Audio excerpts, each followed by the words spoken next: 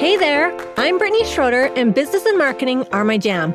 I'm here to walk you step by step through this crazy thing we call business. I'm a small town girl, chocolate eating, Diet Coke drinking mom, marketing guru, automation Jedi, and all around good time. This is your weekly dose of all things business and life, sprinkled with some fun. This is the Redefine Business Podcast.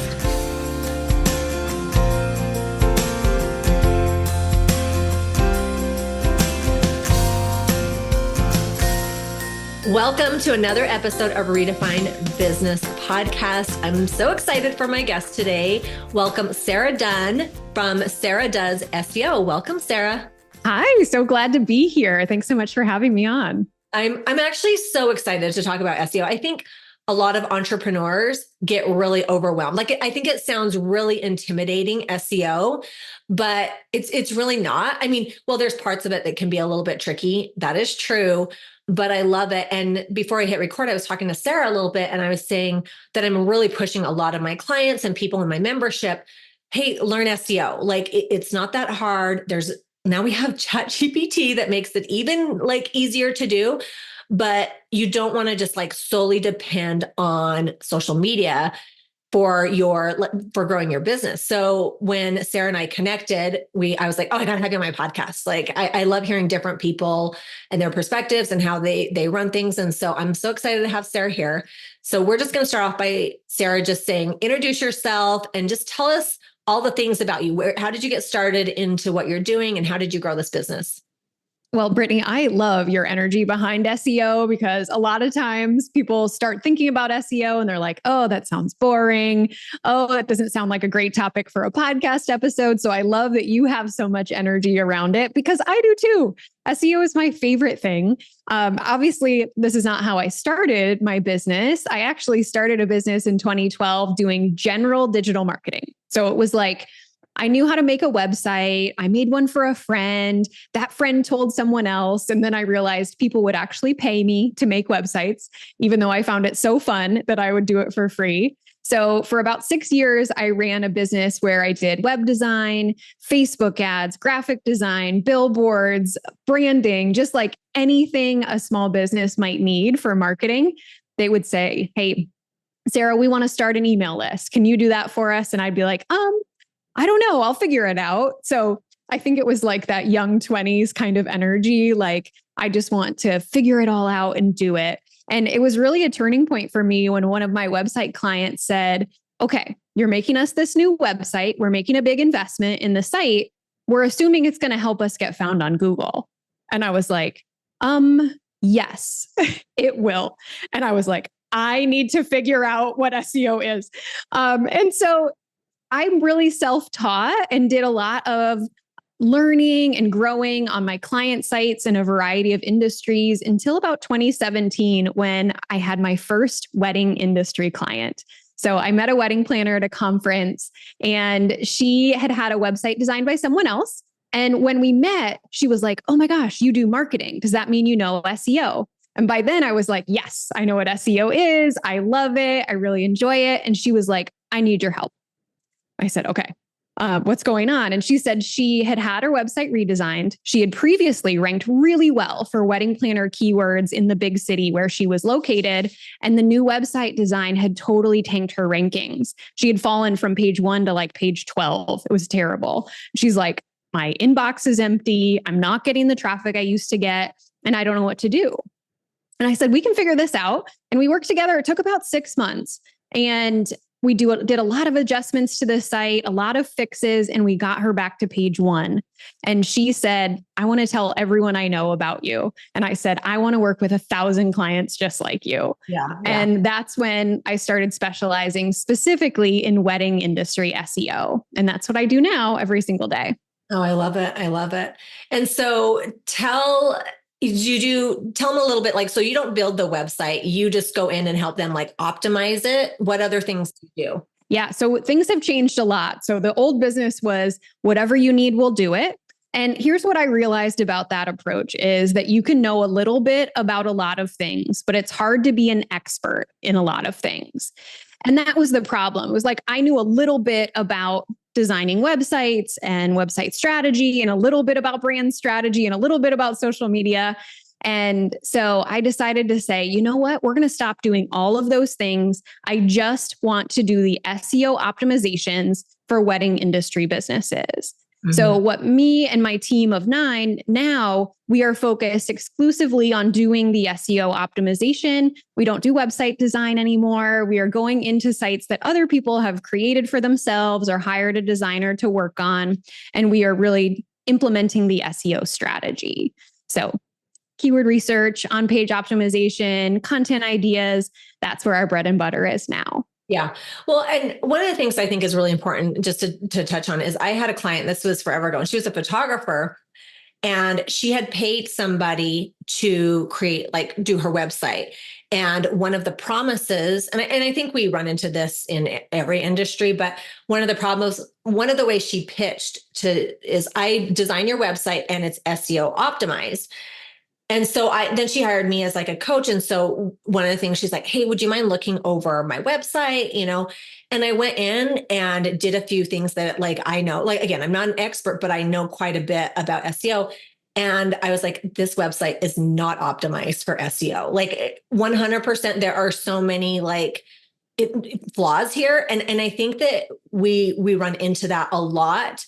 When we are, and who knows, we hire somebody because maybe we see an ad or word of mouth, or but it really is you want to go to somebody who has a track record of doing it, but an expert who does it. And I think, niching down, you were I'm doing everything, but when you focus and you become the expert at that, and and SEO can be kind of complicated because there's on-page, off-page SEO, there's the technical SEO, there's quite a bit, but really there is so much to be said about somebody who specializes in that niche and really knows what they're doing and has a track record of it.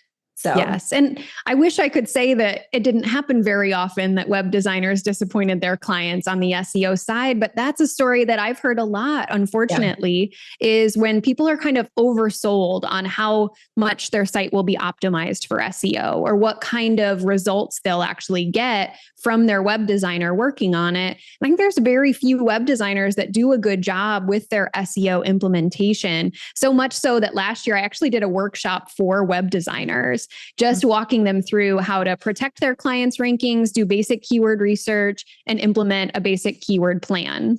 Yeah. And I'm like, if you can do those things, you can feel really confident that you haven't messed up your client's SEO if they have some already. Yeah. So if it would be helpful for your audience, I also have an article with questions to ask your web designer about SEO that we could totally put in the show notes. Yeah, for sure. For sure. No, I think that's really important.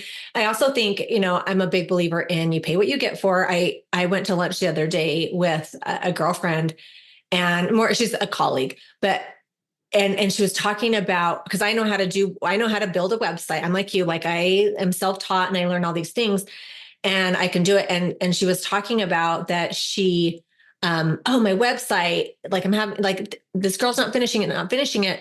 And then she said, and I asked, I'm like, well, how much did you pay? And it was a really low amount. It was $1,600. And she's like, well, she's still going to school and stuff. And she's frustrated. And in my head, I was screaming, but I didn't say it to her, but I was like, okay, you get what you pay for. If you want to get results, sometimes you have to invest in it. So before you see a return, and so I just think it's really important that find somebody who really knows what they're doing. Don't try to in the long run, it costs you more when you don't just learn from somebody who has had success in it, so I do think that is just something really important that, as entrepreneurs, we want to save money, but ultimately find somebody who really knows what they're doing, because it'll really pay off in the long run. Can you talk a little bit about SEO? Because I think this is important too, is being realistic with SEO, because I think a lot of entrepreneurs, their default is to go to social media because it's easy. It's, anybody can do it. Lots of people there's the instant gratification because you get comments, you get this. You don't really get that with SEO. You really don't. It's a long game. And so can you just touch a little bit on like, I try to say to my clients and, like my people is, yeah, it's okay to have a social platform, but like you always want to have a searchable platform. And, that can be your website or blog. Can you talk a little bit about just what can people expect with like SEO? Like what is realistic for like, because it takes time. It's not like you do it, you're optimized it and you're like, damn, I'm on page one. That's not how it works. So can you talk a little bit like what's realistic for people with SEO? Of course. So I also think maybe we should stop for a moment and be like, okay, wait, what is SEO? Just in case anyone listening isn't on the same page. So we're talking about search engine optimization and basically the simple things that we can do to help a business show up higher in search engine results. I usually talk about Google because they have an over 90% share of the search market. So most people who are doing a search on a search engine are using Google. And what I like to think about as a marketer, as a business owner with SEO, is that when you get found in search, you are essentially doing marketing that your client is asking you for. Mm-hmm. They're going to the search engine and they're like, I need a business coach for photographers, or I need a Knoxville wedding venue. Mm-hmm. And your ability to show up in the search results is meeting their need. And it's so much more delightful than all the advertising that we're served where it interrupts what we're actually trying to do. So that's why I love SEO, is because we are presenting our business as the answer to a question, a problem, or a need that someone is saying that they have.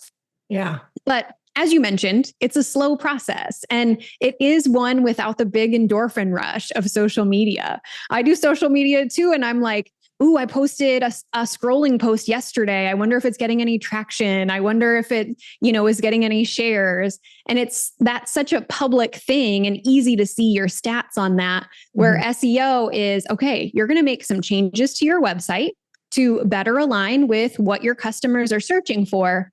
And then you are going to wait a month, 2 months, 3 months, possibly more to see if Google picks up on those changes and gives you a boost in visibility. Mm-hmm. So it is something that takes so much more patience. And I think that that's one of the number one reasons that business owners are like, I don't want to do SEO. I don't think it works. Just because it takes more patience and it's harder to track the results than something where you can look at how many hearts you've gotten on a recent post. Yeah. Yeah. So, and I think too, I mean, like anything, it depends on how saturated your market is. There's lots of factors that go into SEO. So, okay, here's another question for you. Do you have to be successful at SEO realistically? Does blogging need to be a part of that strategy? It's such a great question. So here's how I would like everyone to think about blogging, is that blogging helps you actually rank for more keywords and show up in more searches. Every time you create a piece of content on your site that is about maybe some real work that you've done or advice and education you have to offer, you have the opportunity not just to show up for the service you offer, but also when people are looking for answers to those kind of questions. For example, I've got a blog post about what to name your images for SEO. So I'm not just getting found when people are Googling wedding SEO, which is what I do, but I'm getting found for this more educational topic. So when you blog, you increase your opportunities. It also helps Google to see your site as more of an authority, an expert. So I do definitely recommend blogging for all of my SEO clients and for everyone who wants to rank higher. Mm-hmm. But I think the thing that really intimidates people is they think if they start blogging, they have to be consistent, like posting on a regular cadence. Okay, I'm going to start a blog. I have to post every week or it's not going to work. And I want to give everyone a permission slip that that's not necessarily true. Mm-hmm. I want people to put up a blog post whenever they feel inspired, whenever they feel like they have time, because I have several clients where we did an SEO project for them a year ago and they haven't blogged again since, but the content we created back then is still working.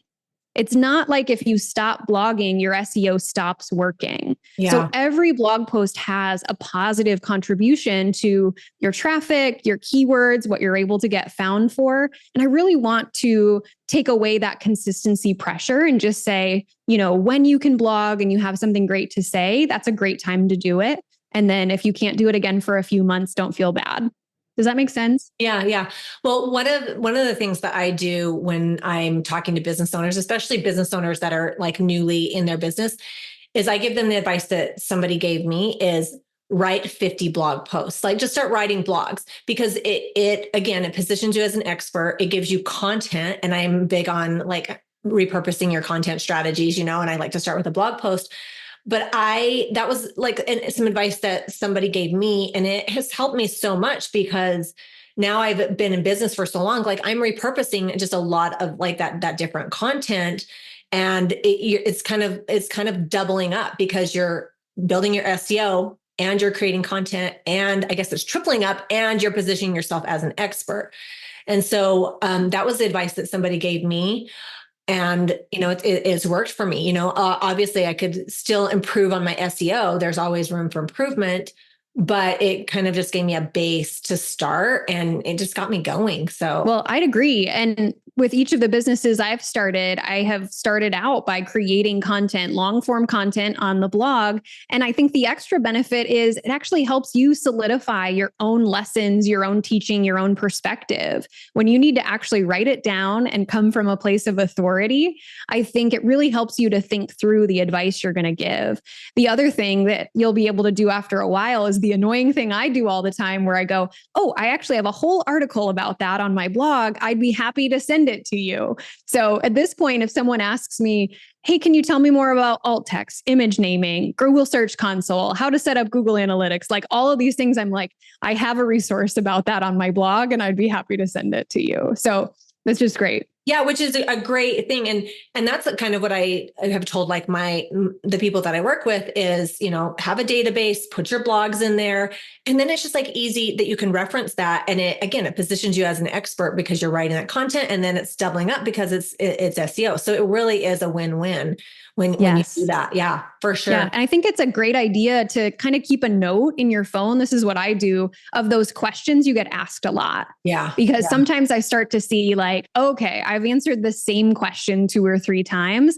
This must be a good blog post. People need to know this. And I could position myself better with a better answer if I had a full blog post link I could send them. So I would recommend that to anyone, especially thinking about what are the questions your potential clients tend to ask you before booking you or in the sales process, because that's really good content that might bring people to your website who would actually hire you. Yeah. So think about those pre-sale questions, the things people are wondering about before they hire someone for what you do.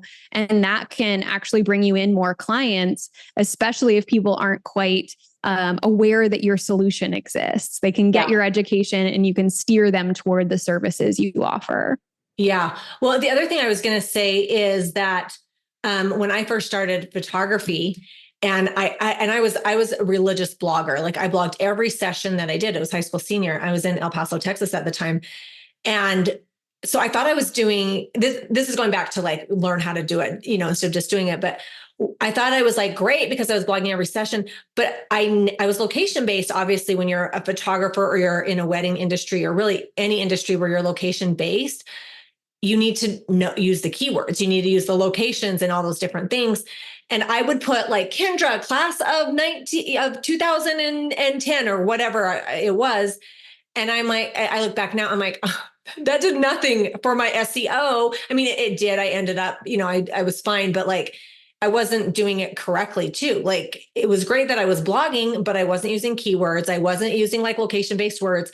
And so if you are a location-based business, that's really important to understand the fundamentals of SEO and using those keywords because, if you're going to I'm always like, if you're going to put out the effort, make sure that you're doing it right so that you get like the maximum like results. So yes, I agree. Yeah. And that's a really good point. Most of my clients are location based in the wedding industry. And I always see, I start a client project and I see these blog posts that are about things like 5 ideas for your wedding catering or 25 wedding bouquets with peonies. And I'm like, this is lovely content, but it's not necessarily going to get found by people who are local to you. And if someone has to be in El Paso, Texas to hire you, maybe it's time to shift some of that content to be more location based.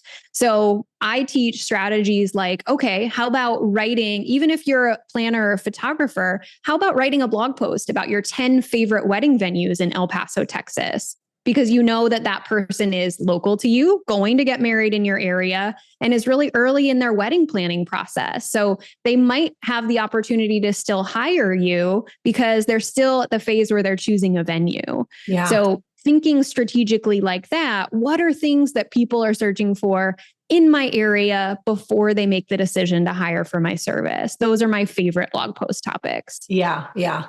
And those are things that, sometimes we don't think that way. We're thinking, and we have to think like our ideal like client. What are their behaviors? What are the things that they are doing? What are they searching for? And I think another thing that I talk about with SEO too, sometimes we think we need to come up with these like eloquent, fancy, like pull out the thesaurus, like titles for like our website, and sounds so like sophisticated. But at the end of the day, people are just Googling basic questions. They're not Googling these like eloquent titles or anything like that. So totally. It's really like understanding, how SEO works. So I love this. Mm-hmm. I geek out over this stuff. So you're right. I did get really excited to chat with you over this. So Sara, tell my listeners how they can work with you if they are interested in working with you.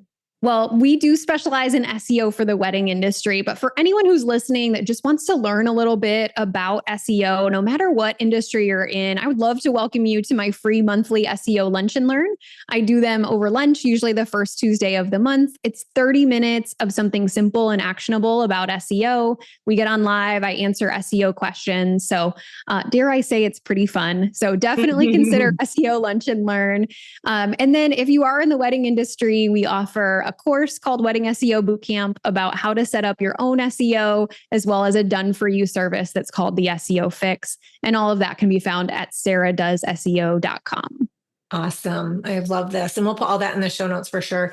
Sara, okay, I like to end my podcast with asking my guests 2 questions. So let's start with, what is your pet peeve? Pet peeve is when people watch video in public without headphones. Oh, so much. I'm like, I don't want to listen to whatever you're listening to. And actually, a few months ago, I sat on an airplane where the person in front of me on the aisle seat watched movies on their iPad with no headphones. And of course, I'm not assertive enough to be like, excuse me, could you stop doing that? Instead, I just tried to give like really pointed look at the flight attendant, like, will you say something? Because it was making me crazy. So that is my pet peeve, but I will do nothing about it. Yeah, mine too, just piggybacking off that, is when people are like FaceTiming in public. I'm always like to my kids, if you ever did that to me, I would kill you. Do not FaceTime me in public. My son does that.